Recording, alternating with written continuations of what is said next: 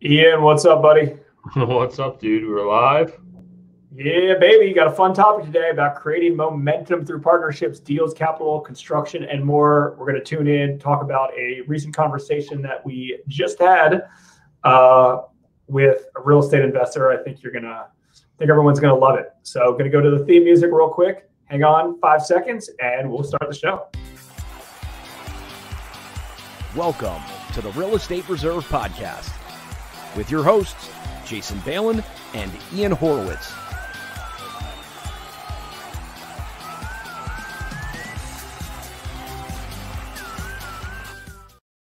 And we are back. All right. So let me just start off the show with this, and then we'll kind of dive into some of these individually. Momentum is such a big, important word, and I feel like so many people miss out on momentum, right?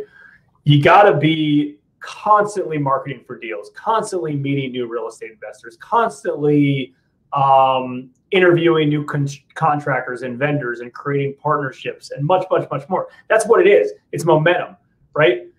You know, we're grinding and working every day, right? We're grinding, right? Constantly every day. We're staying in front of as many folks as we can. We're doing what we can in order to be involved in this business, right? You know, I actually was on another podcast, had a few podcasts there. You had a busy day, boy. I had a podcast earlier today, and this guy was telling me, he was like, you know what, Jason? He's like, I haven't really had to get down and dirty to find deals in a long time because I've been around and I put in so much heavy lifting. I have a lot of business partners. I've done a lot of deals, and I'm not stating, and again, we'll talk about if you're just brand new and have never done a deal in a second, but he did a lot of the heavy lifting and a lot of heavy work. And even in an environment today where deals are hard to come by, they're still falling in his lap. He's selling real estate because he's a realtor. He's doing some construction jobs for other investors. He's still flipping houses. He's still doing his rental stuff. He's got momentum. He's in the game. He's in the industry. Like he's active. He's present. He's doing things, right? He's not making excuses for it. So I was glad to hear that. And I think momentum is kind of everything. Like, let's say somebody's just starting out. Let's start here, Ian. Let's say somebody's starting out and they're just getting into the real estate business. Maybe they've done a deal, maybe they don't. Like, define to them how to start momentum, how to start. And let's keep in mind what a momentum is. It's kind of like a snowball. You know, one of Ian and my favorite book is The Snowball by Warren Buffett. Read the book if you haven't. It's great. But think about what a snowball is, right? It starts small, right? You're this little bitty snowball, and you're out there, and then you're creating momentum and you're growing, and the snowball gets bigger, right? You meet more realtors, you meet more sellers, you meet more buyers, you meet more wholesalers, you meet whatever. You create partnerships, you raise private capital, and it's growing. Well, there's a point of this snowball that you couldn't stop the snowball from happening and from growing and from succeeding, even if we wanted to. I remember years ago, maybe mid 2000s, when I was getting into the business, probably like 04 or whatever. I went to this Dave Lindahl event. And I don't know if you know Dave Lindahl, but he's a big multifamily investor. And he stood up on stage, and this is cheesy, and I get it, but like I had an aha moment there. He stood up on stage, and he had a bunch of checks in his hands, right? And he waved around these checks. And he goes, I don't even know where these checks came from. They're from my rental properties. I can't stop these checks from coming in, even if I wanted to. And like, that was like, I want that. I want checks coming in from everywhere. And that's what it is. It's relationships, and it's partners, and it's private lenders, and it's deals. So, okay, Ian, back to my question for you. So let's say you're just starting out, maybe you've done a deal, maybe you haven't, and you want to start creating momentum so you can really start kind of expanding and getting into this business in a big way. Like, where does someone get started? I think the biggest thing is, and it's actually really hard right now, so I would actually change it up for the current times, but just straight up networking. Before you used to be able to go to all the different events, get out there, shake hands, talk to people. That's how it started for me. Had I not taken action to go with this guy to something completely not real estate related, I would have never met the other gentleman who taught me the business and got me to where I am today. So what would I do in today's world where we don't really have events? We have online networking. We have all these different things. There's a ton of Facebook communities out there. There's REInetworks.com. There's a ton of different opportunities out there to get yourself out there and connect. I know it's a little bit hard now because everything's digitally. That's where I would start. I would start in all the different communities, forums, whatever it may be, is get out there, post, and talk to people about real estate. Tell people at your job that you're interested in investing in real estate. Don't be shy about what you're doing. Talk to every single person you can. And for every person that's trying to beat you down and say real estate, all these horror stories, there'll be tenfold as many people that have good stories. And that's how you create momentum. That's how you start to create this little thing called momentum. At some point, you're going to have to do a deal. But that's personally what I would do. I would get out there and I would network. And it's very easy nowadays to jump on the internet and start talking to people and just take action immediately. That's where I would start. And it's not just meetup groups or virtual meetups or podcasts or things like that. Obviously, the education part's important, but like real estate agents, right? Speaking to multiple real estate agents, speaking to people in the mortgage industry, speaking to appraisers, speaking to other real estate investors, speaking to auctioneers, like being present. Actually, it's interesting. The same guy from this podcast that I heard earlier said something else that was interesting. He said he was trying to really get into a market. He said he had never done it. He didn't do a deal for 2 years, but he went to every auction. He went to every meetup group. He did everything, right? Because he wanted to make himself known. People knew where he was. So when he got started and he was ready to go, he could jump up on top, right? And he had relationships. He knew which wholesalers were buying properties through, trustee auctions every week, right? It was his way to do it.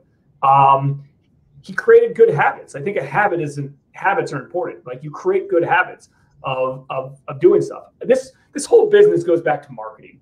And too many real estate investors are lazy or don't realize that this business isn't made on MLS. MLS is a consumer platform. The multiple listing is a consumer platform to buy and sell real estate. Can you buy properties on MLS? Absolutely. There's nothing wrong with that. But when we're in an environment like we are now, MLS is hard to buy opportunities. It just doesn't exist, right now. Just like it didn't exist in 07 or 08, 06, 07, 08, or even further back from that, right? You got to do more than that, right? So it's important to do what you got to do. Do what you got to do to find opportunities. Do the marketing, right? I mean, in general, too many real estate investors don't treat this business as a business. That's what it is, right? There's no hey, I want to be a real estate investor. Cool. I'm going to go set up my entity. I'm going to go raise my hand and say I'm a real estate investor. Well, guess what? You're not going to do business. That's just what it is. Create a business plan. Figure out a way to create relationships with buyers and sellers and lenders and everybody. Let's talk about this phone call we just had. Right. Well, and it relates back to what you were talking about, right? Like this phone call we just had with another real estate investor. He was talking about how, he's done a little bit of everything, but his number one thing he's able to do is connect people, and he's able to monetize that connection. So if you're in real estate and you don't really know how to get involved, or you want to get involved in real estate, you don't really know how to get involved, but there's a buyer and there's a seller and you can connect them, there's a possibility to make a fee. If there's a buyer and a seller and there's enough room on the buyer side that you can get involved in the deal, which this gentleman's doing, he's able to insert himself into all these little different deals. And without knowing it, he's creating momentum because he's creating diversification in his portfolio. He's seeing multiple different operators do deals, which ultimately led me connecting him to Jason, who is now going to create hopefully more momentum for him to say, hey, if you have other opportunities, there's a possibility that we could lend on these deals and we could work hand in hand. And by making those connections, making those connections, that's where a lot of people, and I think the internet today, not to get too political here, is the internet today actually destroys some of these relationships. People take these things for granted. People don't pick up the phone anymore. There for a while, a lot of people always ask, well, how do you find all these banks? Pick the phone up and call and tell everybody, what's the problem you're having right now? Don't be embarrassed by your problem, right? The guy that we just had the call with, his problem was he's getting fed too many deals and doesn't have enough capital to lend out.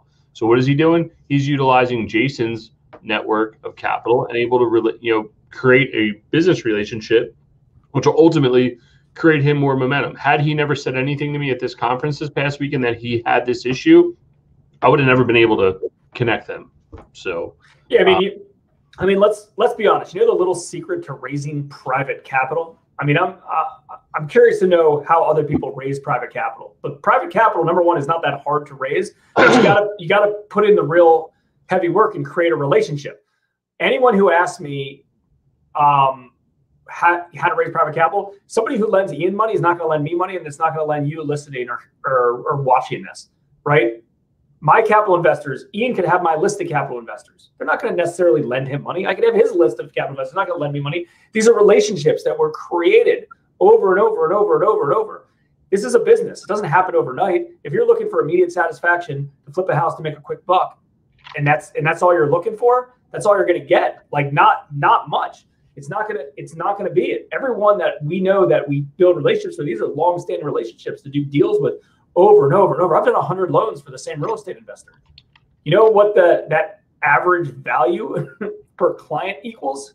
Hundreds of thousands of dollars from one relationship. That's how it is. It's the same thing. You know, how many people out there have bought a property from a distressed seller, and then that distressed seller referred them friends, family, things like that? I mean, most of us use maybe one realtor or multiple or a few realtors. How many houses have you sold with one realtor, Ian? Tons and tons and tons and tons. You know, how many properties have you bought from the same wholesaler? Tons and tons and tons and tons. As a wholesaler, how many properties have they sold to the same buyer? Tons and tons and tons. That's how it works. It's a long play relationship. And I know that everyone thinks private capital and raising private capital is a hot topic, so I have no problem talking about that. You know, those relationships are in your sphere of influence to begin with, right? We didn't have any of our own capital when we started Hard Money Bankers. We didn't even know anybody with money when we started Hard Money Bankers. We reached out to our sphere of influence. This is what we're doing. This is what we're trying to raise. This is how it's structured. You know, this is what we're going to be doing, and things like that. And it grew. And keep in mind, the purpose of a snowball is, guess what? I have 2 investors on year 1. Well, now maybe I have 4 investors on year 2, right? And then 8, and 16, and 32. And then a few years later, it's like, wow, you got tons and tons and tons and tons and tons of private capital. But like, you gotta follow that formula with everybody. It's not even, dude, it's not just capital. It's everything. It's houses, it's deals, it's contractors, it's building suppliers, it's banks, it's everything. If you don't verbalize what you need or what you're looking for, or ask other people for help, one of the best ways we found one of our contractors was one of our really good guys. We said, hey man, you have anyone else? He's like, well, I'm so afraid I'm going to lose work. I'm like, dude, you have enough work. We promise you, you're number one as of right now. There's more than enough work for you. We need a second guy. Rather than give you more work and set you up for failure, do you have another guy that we can utilize? And we did that. Now we had 2 crews that had the same common interest, and we were able to do that many more properties, right? And I think a lot of people get scared of the abundance, and they have this very limiting mind belief that, like, well, if I help this person out or I help that person out, there's gonna be an issue. Guess what? Your banker's out marketing for new clients. I promise you, you're not gonna lose them, because the guy that's looking for that bank or that gal that's looking for the bank is going to find a bank either way. Do you want to help your boy out and get them to generate more business? Look, that guy was going to go do 1,000 deals, whether you put him in touch with that bank or not. Do you want to help your boy out or your girl out and say, hey, listen, you need deals, let's go. Interesting happened this weekend. We were out at a conference. We were golfing. We got rained out. A few guys that went golfing, we went out driving for dollars, made a few phone calls on some properties that we saw. Sounds like one of them might have some momentum behind it. But there you go. There's another prime example. I don't need another deal, but if I can help these guys out to get into this deal and we can grow together, guess what? If they ever come across a deal that fits in my wheelhouse, I would assume the first phone call is probably going to be me or one of the other guys in that group that was there that day, just by helping other people out. And, you know, it's hard when you're in it every day. You don't think you have quote unquote momentum, or you don't think that you have a value add or something to give back. But when you really start to think about it, what you're really, really good at, I guarantee someone else out there is struggling with it. And if you reach out and you start to help people, it'll go a really, really long way. Yeah, provide value full time. Provide value. Provide value. I mean, I got a call yesterday from a buddy of mine that has a project that needs to get developed. I can't personally help him besides refer him to somebody. Referred him to somebody with no strings attached. I wasn't like, hey, let's work out this deal and pay me, blah blah blah. Referred it. He was like, hey, listen, if we can help it, maybe there's a way that I can get myself involved and make money at it. That's not the expectation. I don't care. It's not in my core business model anyways, right? But provide value by that. If you're known as the industry expert, you're going to get people to reach out to you. That's what it is. If you're known as like whatever, the Columbia, Maryland real estate expert, people are going to call you about selling a house for them, buying a house for them, you buying their house, whatever it is. Like that's how it is. It's branding, it's marketing, it's providing value over and over and over. And I'm not, again, everyone has seen themselves have seen people whore themselves out kind of on social, and that's okay if it's done tactfully in the right way. Everyone knows that someone will post the same thing on 10 different platforms, the exact same thing, but provide no value, right? It's just like a digital billboard advertisement. That's not what people want, right? Instead, go on a forum, go on a social media platform, go on and comment value of like, hey, who's this person, that you would have for this particular case. Provide value, because people are going to come back to you over and over and over because of that. And it's the same adage of like good deals find good money, or good money finds good deals. It's the same thing. That's all momentum. That's all marketing, right? Like you're out there doing the right thing, and some higher being, whatever you want to believe in, is like, hey man, like this is going to work out for you because you have a really good deal. So it's going to be really easy to find money. Our largest deal to date, that was the easiest it was to raise capital for it. And it was just shy of a $2 million capital raise. And it was very easy because we had momentum with our other investors. We had proof of concept. We had a really good deal on our hands that everybody could conceptualize without having to guess where it's going to end up. It wasn't marginal. It wasn't based on debt. It was based on the core principles of that deal. And all this stuff, it all relates. And, the deeper we get into it, the more it's like, a lot of this stuff starts to make sense. We have a saying around the firehouse because we see some bad stuff. Bad things happen to bad people. And it's exactly the opposite. Good things happen to good people. Good things happen to good deals, right? So what side of that fence do you want to be on? That's how I look at it. Yeah, and you know what? Your point. You know what? That's a good point. And when it rains, it pours in both different directions.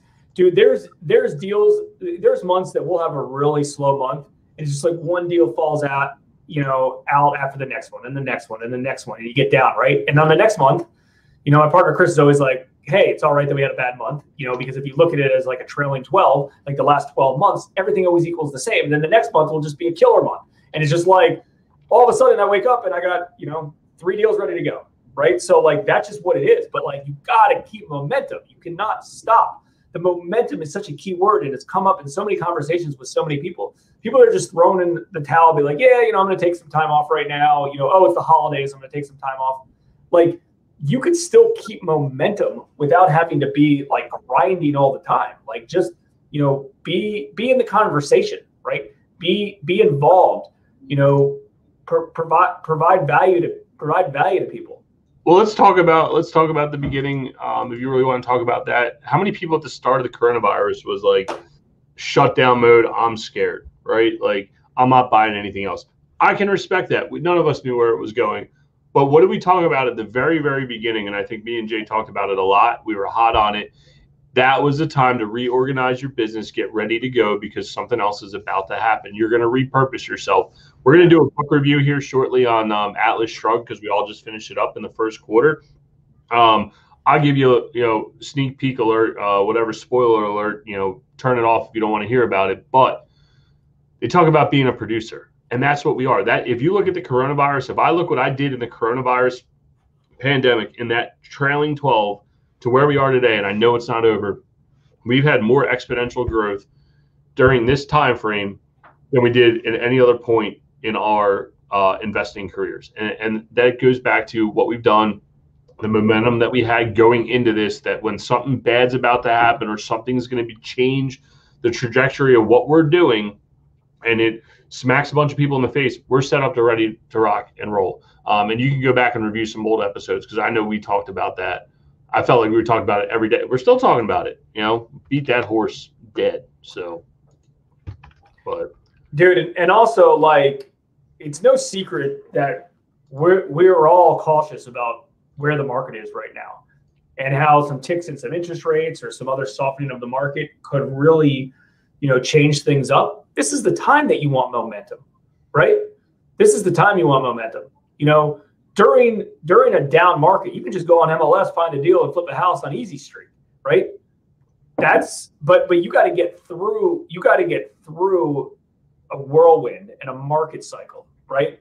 This is the time to have that momentum, because if you're a real estate investor doing deals, you can't just not do any deals, right? And there's no need to. You could be at any part of the market cycle. There's still an opportunity to buy a deal. There's still an opportunity. You might have to adjust kind of your purchase price and your terms and stuff, but we could be here, we could be here, we could be here. There's always a good opportunity. But if you have no momentum at all, you're going to be like you're going to be in a point of a market cycle that you're not going to be able to do anything with. You're not going to be able to get your bank financing. And keep in mind, when banks stop lending, that doesn't mean they stop lending to everybody, right? You could still get bank financing, even in a downturn market on an investment real estate property, if you have the proper credentials, the proper down payment, things like that. All of that's still possible, right? So I don't know. I don't know why the term momentum hits me so hard. I just feel like a lot of real estate investors don't have the core fundamentals and the systems in place, especially right now as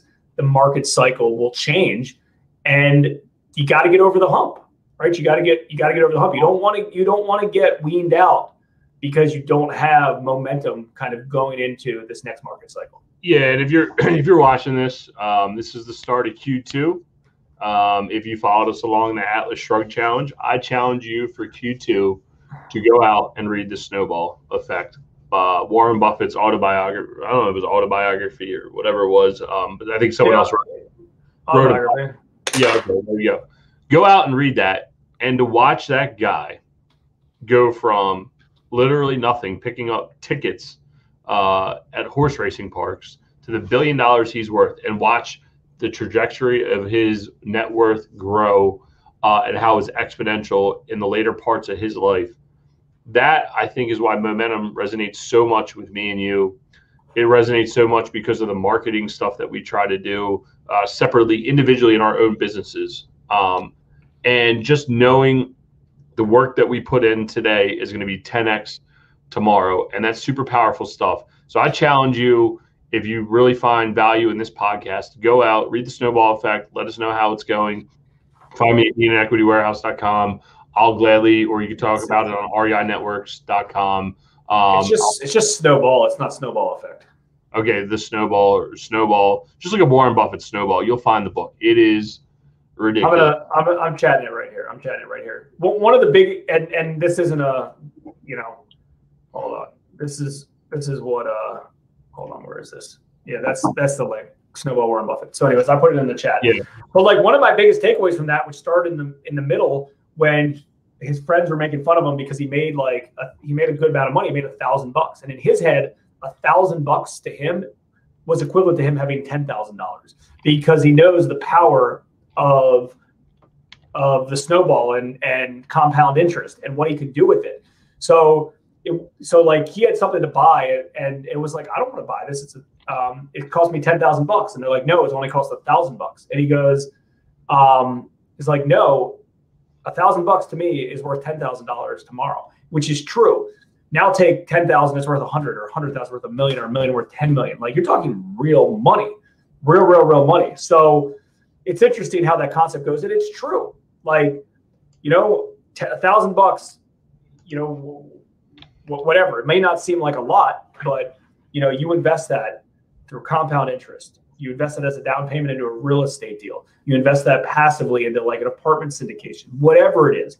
I'm not saying it turns into $10,000 overnight, but over time it does, right? And you're planting trees everywhere. You're planting trees with assets. You're planting trees with relationships. I mean, there's loans that I've done today that I gave value to the borrower 10 years ago. 10 years ago, right?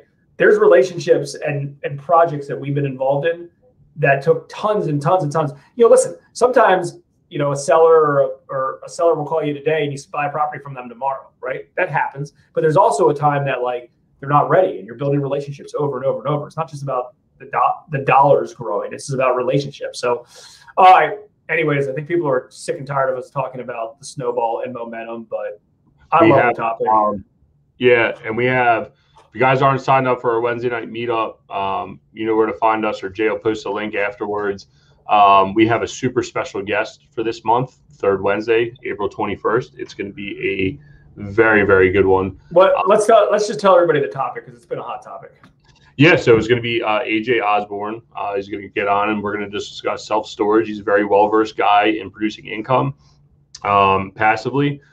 He's got some cool conversion projects going on. It's been a hot asset class recently. And guess what? There we go. Momentum, hot asset class. Hey, man, we have this podcast. He's willing to jump on. So that's momentum in work in real time. So April 20th. You're right. 6:45 p.m. If you want to finish this conversation or any other conversation, or just ask questions in general, head over to REINetworks.com. You're completely free to access everything in REI Networks.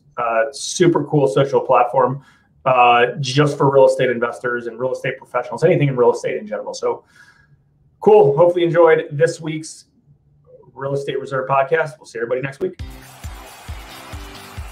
Thanks for tuning in to the Real Estate Reserve podcast. Do us a favor and like, comment, and share our broadcast. It helps the algorithm and helps us spread the word too. Till next time, thank you for tuning in.